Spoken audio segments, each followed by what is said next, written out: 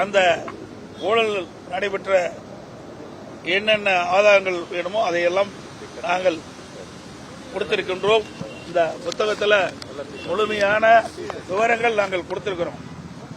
நான் குறிப்பிட்ட துறைகளில் ஒவ்வொரு துறையிலும் எத்தனை ஆயிரம் கோடி ஊழல் நடைபெற்றது என்ற விவரம் முழுமையாக இந்த புத்தகத்தில் இடம்பெற்றிருக்கிறது, ஆதாரத்தோடு இடம்பெற்றிருக்கிறது. இதை மாண்புமிகு மேதகு ஆளுநருக்கு கொடுத்திருக்கிறோம். ஆளுநர் அவரிடத்திலும் கோரிக்கை வைத்திருக்கின்றோம். இந்த 4.5 ஆண்டு காலத்தில் பல்வேறு துறைகளில் நடைபெற்ற 4 லட்சம் கோடியை இதை ஒரு விசாரணை கமிஷன் அமைத்து விசாரிக்க வேண்டும். இந்த விசாரணை கமிஷனுக்கு உச்சநீதிமன்ற ஓய்வு பெற்ற நீதிபதியை நியமிக்க வேண்டும் என்று கோரிக்கை வைத்திருக்கிறோம்.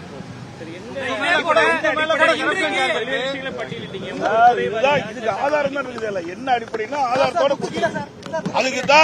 அதுக்குத்தான் இந்த பட்டியலில் அடங்குகின்ற விவரங்களை எல்லாம் விசாரணை கமிஷன் ஒன்று அமைக்கப்பட்டு இந்த விசாரணை கமிஷனுக்கு ஓய்வு பெற்ற உச்ச நீதிமன்ற நீதிபதியை நியமிக்க வேண்டும் என்று நாங்கள் வலியுறுத்தி இருக்கின்றோம். ஆளுநர்கிட்ட